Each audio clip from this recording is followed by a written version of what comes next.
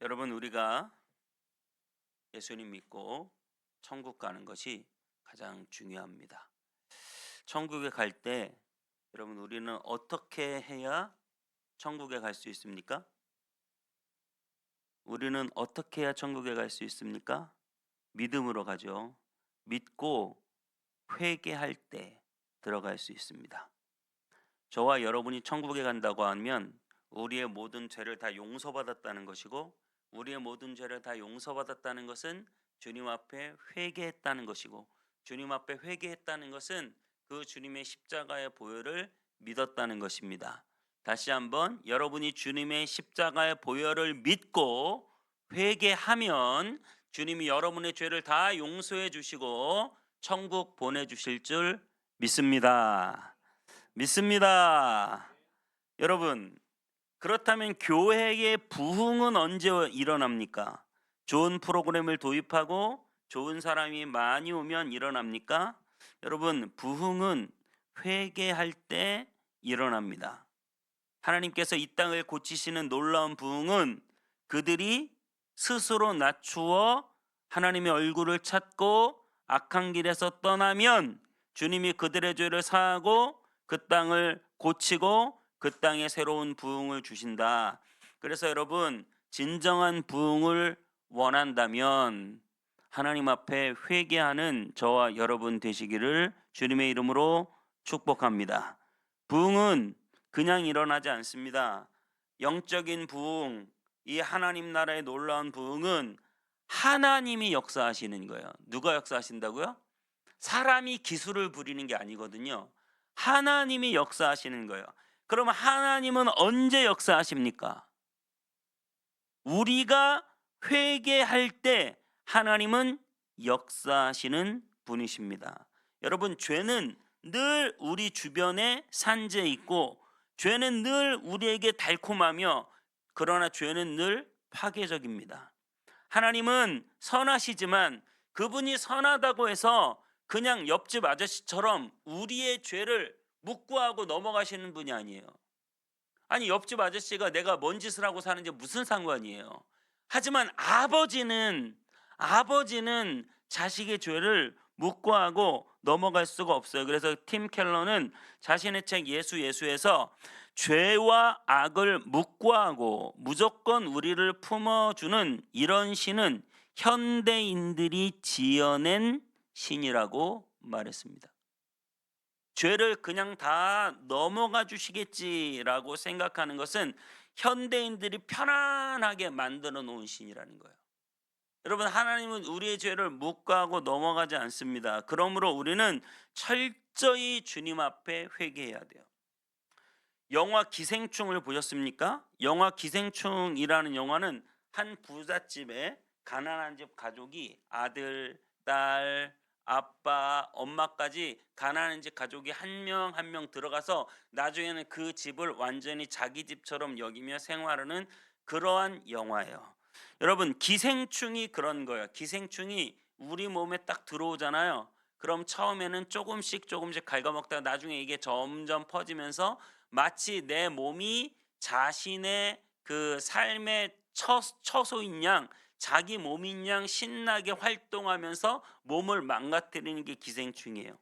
여러분, 죄가 마치 이런 거예요. 처음에는 조금 내 영과 내 신앙이 기생하지만 이걸 방치해 두면 나중에 점점점 그 죄가 커지고 죄가 주인 행세하게 되고, 나중에 그 죄가 당연시되면 어떻게 되는 줄 아세요?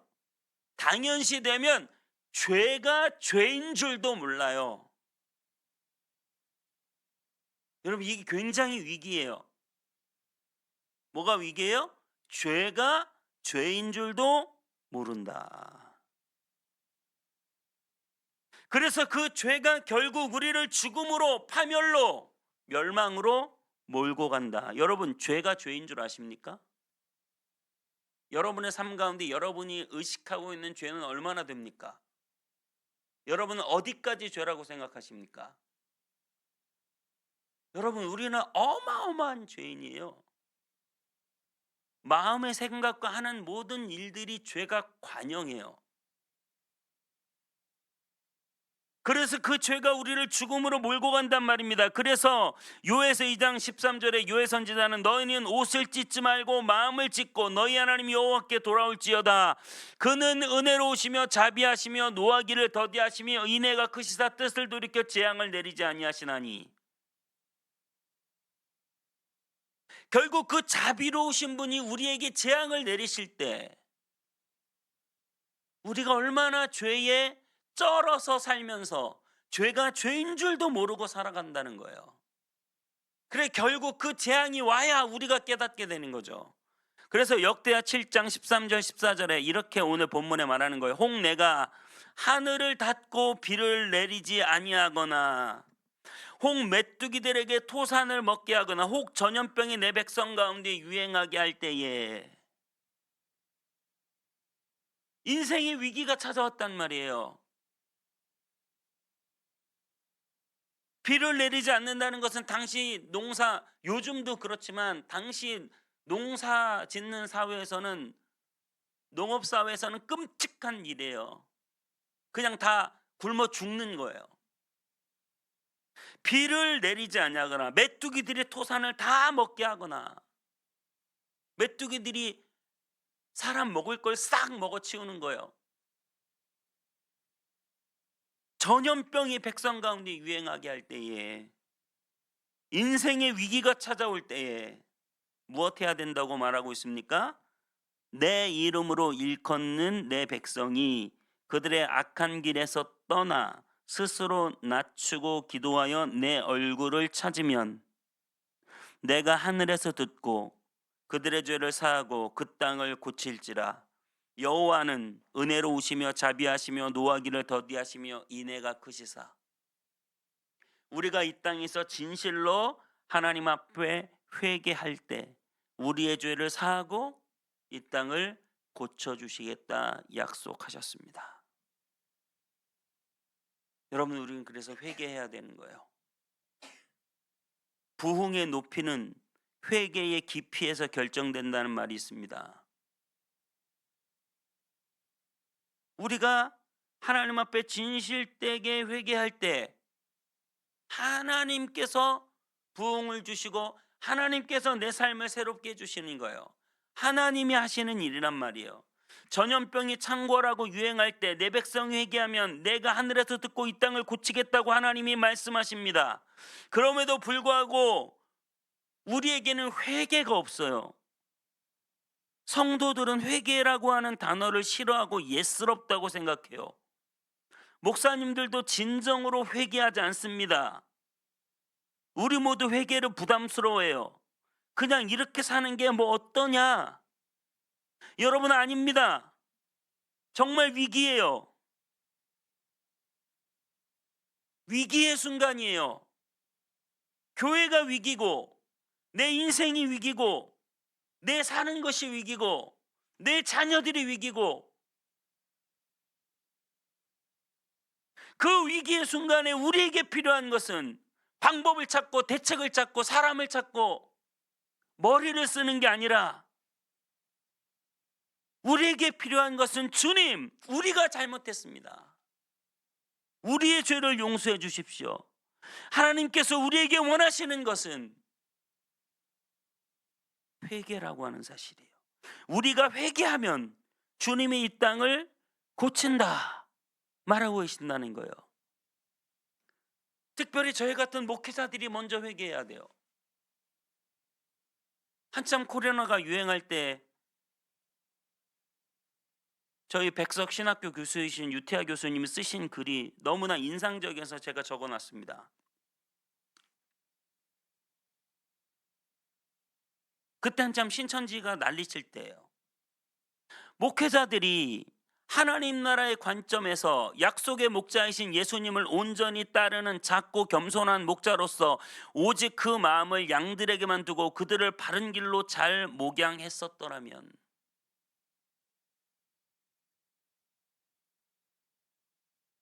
약속의 목자, 이게 신천지에서는 이만이거든요. 약속의 목자이신 예수님을 온전히 우리가 따르면 어떻게 가짜 약속의 목자가 나오냐? 목자들이 살찐 양과 마른 양의 구분을 두지 않았더라면, 목자들이 신선한 풀과 맑은 물로 성실하게 공급해 주었더라면, 목자들이 상하고 병든 양들을 잘 돌보았더라면, 목자들이 양떼를 위협하는 수많은 무리들과 앞장서 싸웠더라면, 목자들이 양을 자신의 보신 수단으로 삼지 않았더라면, 목회자부터 철저히 회개해야 된다는 거예요. 제가 먼저 회개해야 됩니다. 제가 회개하지 않고 여러분에게 회개를 외칠 수 없어요. 제가 이 설교를 준비하면서 마음에 깊이, 하나님, 우리가 얼마나 죄인인데 왜 이렇게 죄를 깨닫지 못합니까? 죄가 죄인 줄도 모르고 살아가는 죄인 아닙니까? 신천지의 그 세계관에서 보면요, 신천지의 세계관에서 보면 우리 교회들을 뭐라고 하냐면 요한계시록에 나오는 바벨론이라고 말해요. 무너질 성 바벨론. 그러니까 신천지 세계관에서는 신천지 교회는 진짜 새 예루살렘이고, 이 땅의 많은 교회들은 무너질 성 바벨론이라는 거예요. 그래서 자기네들이 새 하늘과 새 땅 새 예루살렘이라고 그러고, 지금 현재 기존 교회들은 다 무너질 바벨론이라고 말해요. 그런데 말입니다, 바벨론은 무엇입니까? 바벨론은 돈과 힘이 지배하는 사회예요.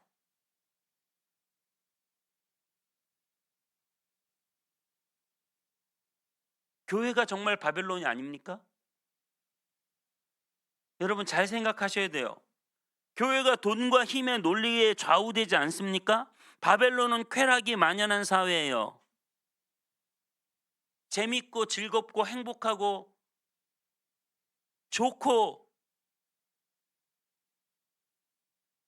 우리 성도들이 정말 말씀과 기도로 거룩한 삶에 집중하고 있습니까? 아니면 기도 응답받고 돈 잘 벌고 좋은데 땅 사고 집 사고 여행 가고 잘 살면 복 받았다 그러고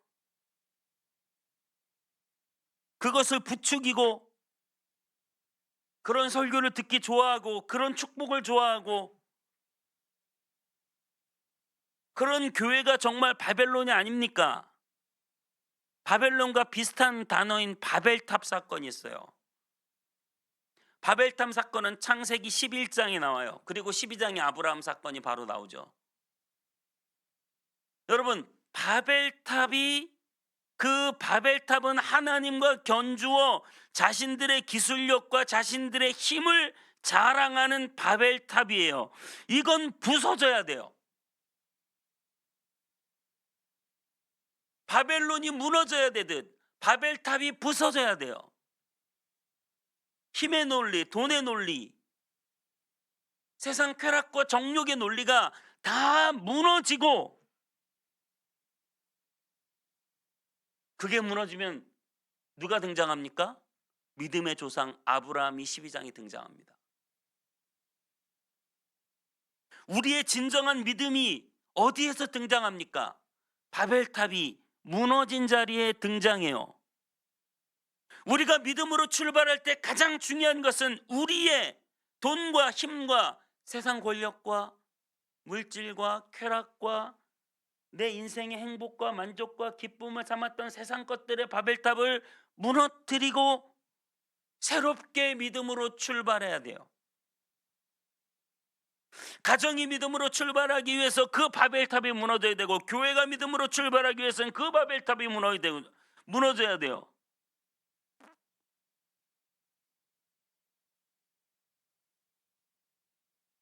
우리는 괜찮아, 나는 죄가 없어, 죄가 죄인 줄도 모르고 살아간다니까요. 우리가 지금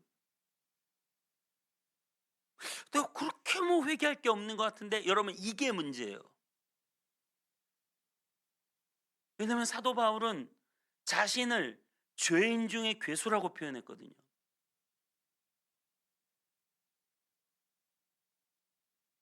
믿음이 깊어질수록 자신의 죄가 더 드러나고, 믿음이 없을수록 나는 죄가 없는 것 같은데, 나는 죄를 안 지은 것 같은데, 이 상태가 제일 큰 문제인 상태예요. 그래서 저와 여러분들의 그 바벨탑, 하나님과 함께 옆에 하나님과 겨루려고 싸우는 이 바벨탑, 나는 잘못이 없는 것 같아, 나는 좀 이렇게 살고 싶은데 하는, 그걸 완전히 무너뜨리고 내 자아가 다 무너지고 하나님 앞에 다시 세워드리는, 다시 믿음을 출발할 수 있는 저와 여러분 되시기를 주님의 이름으로 축복합니다. 요나가 하나님의 얼굴을 피해서 니느웨로 가라고 했는데 다시스로 가는 배를 탔어요. 그 배 밑에는 하나님의 눈을 잠깐 피해 있는 것 같아요. 죽은 것은 아니지만 그곳에서 잠들어 버렸어요. 전혀 움직이지 않아요. 생명은 있지만 움직이지 않고 영향력이 없는 거예요. 잠들어 있는 상태. 사명의 길이 아니라 불순종의 길을 가면서 잠들어 있는 상태. 우리의 영적인 상태. 사명의 길이 아니라 불순종의 길로 가면서 잠들어 버린 상태가 아닌가. 영적인 잠은 무엇입니까? 세상 일에 바쁘게 움직이는 거예요. 여러분, 영적인 상태는 그냥 넋놓고 멍하니 있는 상태가 영적으로 잠들어 있는 상태가 아니에요. 영적으로 잠들어 있는 상태는 세상 일로 바쁜 거예요. 세상 일에 정신이 없는 거예요. 하나님 나라, 하나님의 말씀, 하나님의 은혜에는 뒤처져 있으면서 하나님의 사명은 피해가면서 세상 일엔 정신이 없는 거예요. 그러다가 주님 앞에 가겠죠, 다. 여러분, 영구 차려보면서 무슨 생각을 하십니까? 우리 모두는 다 그렇게 갈 거예요. 인생이 참 허무해요. 이 허무한 인생에서 사명을 따라 사느냐, 하나님이 보내시는 곳에, 하나님이 가라고 하는 곳으로 하나님의 이끄심을 받아 하나님의 뜻대로 하나님 나라를 위하여 사명을 따라가느냐, 아니면 내가 가고 싶은 곳에 내 마음대로 내 뜻대로 영적으로 잠들어서, 그렇게 영적으로 잠들어 있으면 어떻게 돼요? 풍랑이 찾아와요. 풍랑이 찾아와요. 요나처럼. 풍랑이 찾아오면 어떻게 합니까? 요나를요, 선장이 와서 깨웁니다. 세상 사람들, 예수 믿지 않는 선원들이 와서 당신의 신은 누굽니까? 나는 여호와 하나님 믿는 사람이에요. 그럼 빨리 당신의 신에게 구하십시오. 지금 우리가 다 죽게 됐습니다. 선장이 와서 호통을 쳐요. 세상이 기독교인들에게 손가락질며 큰 소리 친다고요. 넌 도대체 하나님을 믿는 사람이냐? 이렇게 세상이 우리에게 큰 소리를 친다고요.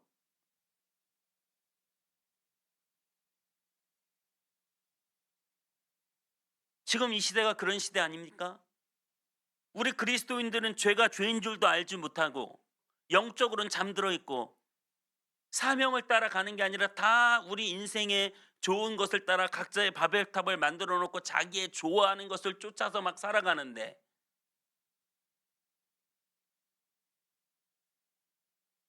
거기에는 풍랑이 찾아오고 세상 사람들은 오히려 예수 믿는 사람들에게 손가락질하는. 여러분, 왜 세상 사람들이 예수 믿는 사람들을 손가락질합니까? 그게 그 사람들 문제가 아니에요. 우리가 회개하지 않고 우리가 바벨탑을 쌓고 우리가 세상과 똑같이 잠들어 있고 우리가 세상 일에 바쁘고 우리가 사명을 따라 살지 않기 때문에, 엉뚱한 길로 가기 때문에 우리에게 손가락질하는 거예요. 그때 요나가 이렇게 말합니다. 이 풍랑은 나를 인한 풍랑이다. 요나가 여러분 이상한 선지자 아니에요. 굉장히 영적으로 뛰어난 선지자입니다. 하지만 그는 니느웨를 싫어했을 뿐이에요. 그 요나가 풍랑 앞에서 이렇게 말해요. 나를 바다에 던져라. 이것도 대단한 말이죠. 나를 바다에 던져라. 하나님이 나 때문에, 사명의 길을 가지 않는 나 때문에 이 풍랑을 일으켰다.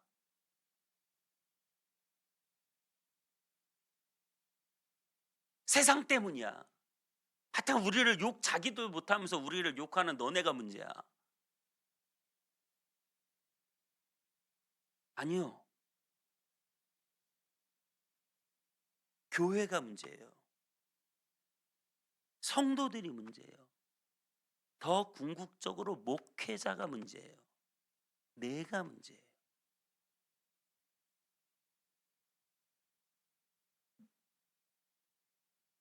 나 때문이에요.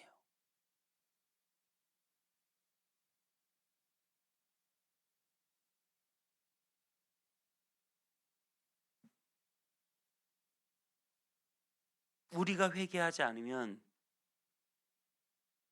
세상은 계속 풍랑이 칠 것이고, 우리가 회개하지 않으면 결국 우리가 망할 거예요. 우리가 회개하지 않으면 결국 어떻게 돼요? 우리가 회개하지 않으면 세상이 우리를 손가락질할 거예요. 우리의 죄로 회개해야 됩니다. 베드로와 가룟 유다의 차이가 무엇이에요? 여러분, 베드로는 대단한 하나님의 사람이고 가룟 유다는 예수님을 판 사람이에요. 그런데 여러분, 그거 아세요? 둘 다 똑같이 예수님을 모른다고 했어요. 둘 다 똑같이 예수님을 버렸어요. 베드로가 대단한 게 아니라 베드로의 회개가 대단한 거예요. 베드로가 회개했어요.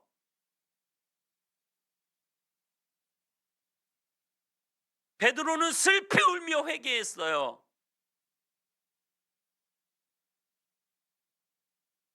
가룟 유다는 뉘우쳤다고 그랬어요. 가룟 유다가 예수를 판 것을 뉘우쳐서 목매달아 죽으니라. 마음에 양심은 다 있잖아요. 우리가 잘못했어, 꺼림직해요. 그래 뉘우쳐. 내가 잘못한 것 같긴 한데. 근데 안 바뀌어. 안 바뀌어요. 안 바뀌고 어떻게 해요? 안 바뀌고 엉뚱한 짓을 하는 거예요. 행동이 안 바뀌는 거예요. 자살하러 가는 거예요. 망하는 길로 가는 거예요. 하지만 베드로는 바꿨어요. 뭘 바꿨어요? 마가의 다락방으로 올라갔어요. 마가의 다락방으로 올라가 기도했어요. 여러분, 마가의 다락방에서 약 10일간 기도했거든요. 베드로가 무슨 기도했을까요? 제가 찬찬히 생각해 봤어요. 베드로가 무슨 기도했을까? 자신이 예수님을 팔았던 그 장면, 누가복음에 보면 예수님과 베드로의 눈이 마치 마주친 것처럼 묘사되어 있거든요. 자기가 예수님을 모른다고 부인했을 때 예수님이 자기를 쳐다보는 그 느낌. 나 예수 몰라요. 나는 그 사람과 상관이 없어요. 그랬던 베드로가 얼마나 10일 동안 철저하게 하나님께 회개했을까? 그리고 그 회개의 용서함을 받고 성령을 불러받고 나중에 나가서 뭐라고 외쳐요? 회개하라. 너희가 죽인 예수가 우리의 메시아다. 그러니 너희는 회개하라. 베드로의 회개하라고 하는 그 외침 속에는 무엇이 있습니까? 자신이 10일 동안 철저히 하나님 앞에 회개한 그 목소리가 담겨 있어요. 자신이 철저히 회개하고 주님 앞에 용서받고 이제 나가서 너희도 회개하면 나처럼 용서받는다.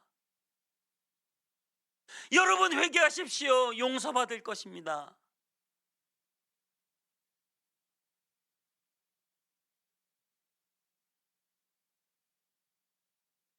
우리가 철저히 주님 앞에 회개할 때 그때 교회에 소망이 생기고 그때 가정에 소망이 생기고 그때 나라와 민족의 소망이 생기는 거예요. 절대 남 탓하지 마세요. 남편, 아내, 자식, 부모, 내가 회개해야 돼요. 내 죄를 하나님 앞에 회개해야 천국 간다니까요. 회개해야 하나님이 부흥을 주세요.